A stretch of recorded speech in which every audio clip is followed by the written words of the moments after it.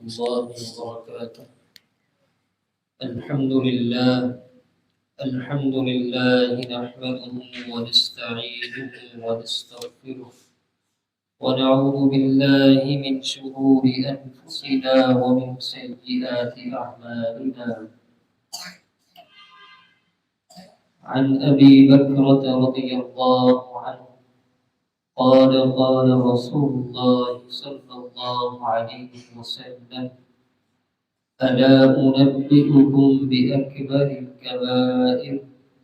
ثلاثا. قلنا بلى يا رسول الله. قال: الإشراك بالله وعقوق الوالدين. وكان متكئا فجلس فقال: ألا وقول الزور وشهادة الزور. ألا وقول الزور وشهادة الزور. قال: فما زال يكررها حتى قلنا ليته سكت. عزیزان گرامی، شیطان انسان کا ازل سے ہی دشمن ہے۔ معاشرے کے اندر رہتے ہوئے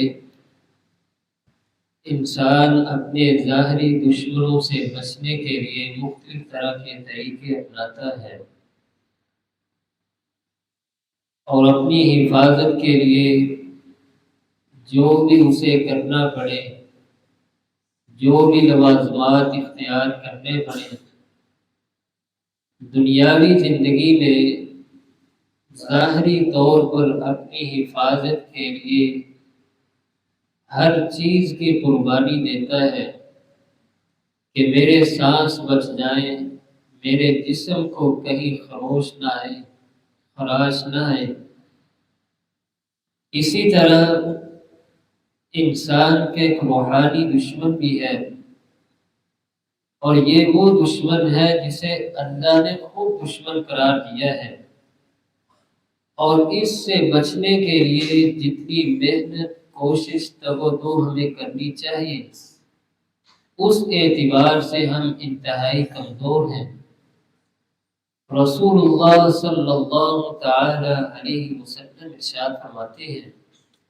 الا انبئکم باکبر الکبائر؟ میرے پیارے صحابہ، کیا میں تمہیں اکبر الکبائر کے بارے میں خبر نہ دوں؟ یعنی کبیرہ گناہ، اور کبیرہ گناہوں میں سے بھی سب سے بڑا کبیرہ گناہ، اس کے بارے میں خبر نہ دوں، اطلاع نہ دوں؟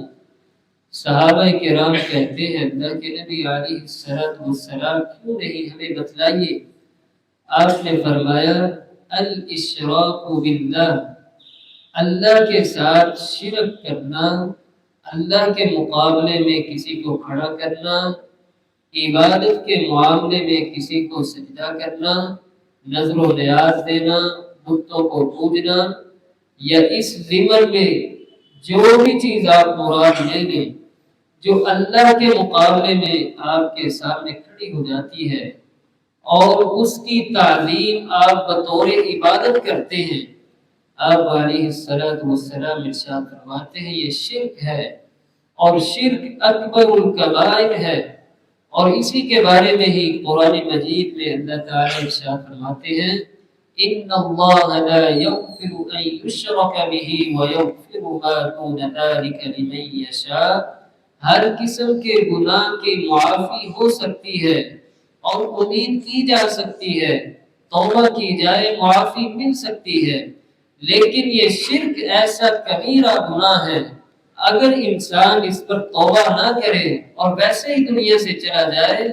تو اللہ تعالیٰ خود قرآن مجید میں ارشاد فرماتے ایسا آدمی کبھی بخشا جا ہی نہیں سکتا۔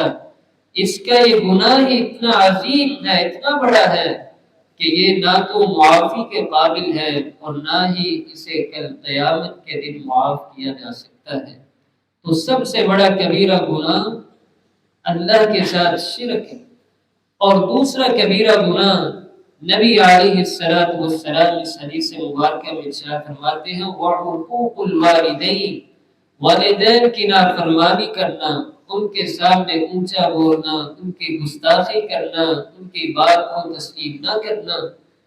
اللہ کے نبی علیہ السلام کے نزدیک اور امت کو یہ پیغام دے دیا کہ اللہ کی اطاعت کے بعد، میری اطاعت کے بعد سب سے زیادہ مقدم ترین اگر کوئی ہستی ہے، مقدم ترین اگر کوئی رشتہ ہے، وہ والدین کا ہے۔ ان کی اطاعت گویا اللہ کی اطاعت ہے، ان کو ناراض کرنا گویا اللہ کو ناراض کرنا ہے، ان کو راضی کرنا گویا اللہ کو راضی کرنا ہے۔ لیکن اس معاملے کے اگر اندر انسان سستی کا شکار ہو جائے اور ان کی خدمت نہ کرے، ان کے حقوق کو ادا نہ کرے، تو نبی علیہ السلام ارشاد فرماتے ہیں ایسا شخص بھی کبیرہ گناہوں کے اندر شامل ہو جاتا ہے اور کبیرہ گناہ کا مرتکب ٹھہرتا ہے۔ مجھے اور آپ کو بھی چاہیے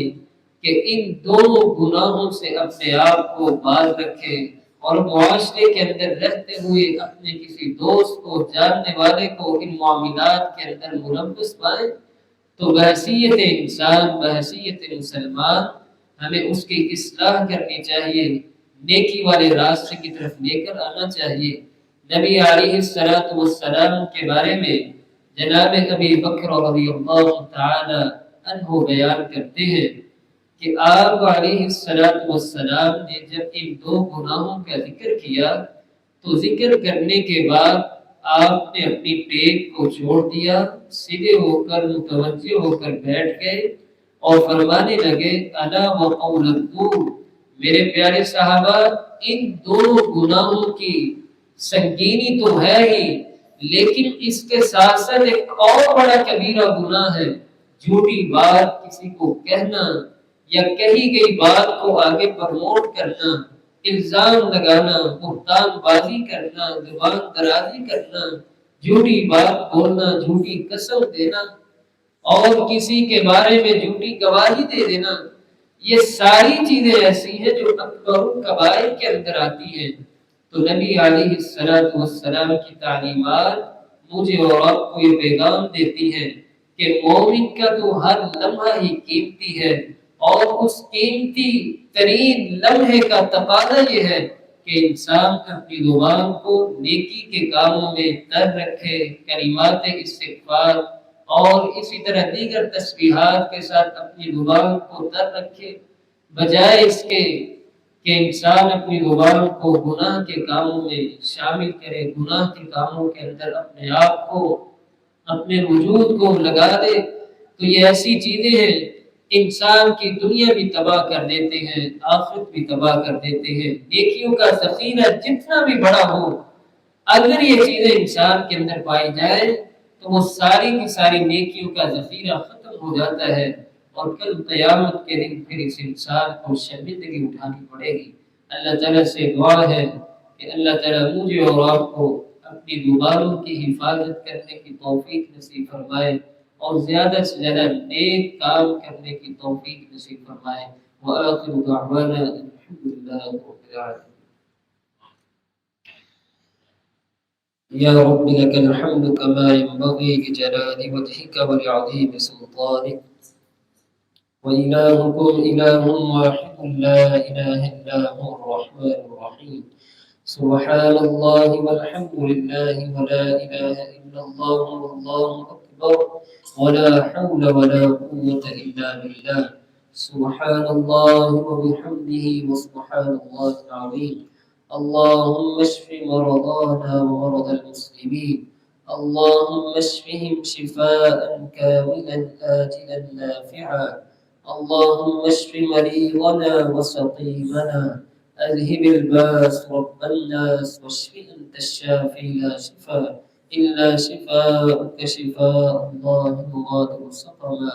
ربنا آتنا في الدنيا حسنة وفي الآخرة حسنة وقنا عذاب النار، ربنا ظلمنا أنفسنا وإن لم تغفر لنا وترحمنا لنكونن من الخاسرين، سبحان ربك رب العزة عما يصفون وسلام على المرسلين والحمد لله رب العالمين۔